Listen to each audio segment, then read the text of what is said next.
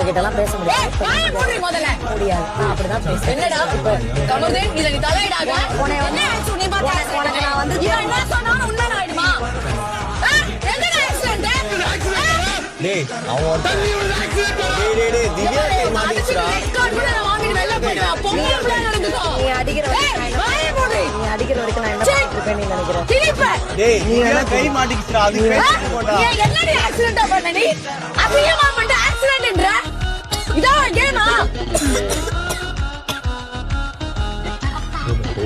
மூஞ்சப்பார் பாந்தி வருது எனக்கு மூஞ்சப்பார்.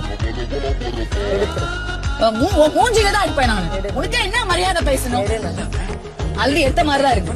ஐயோப்பா ரொம்ப மகாராணி ஆமா ஆமாடி இருந்துக்கோ.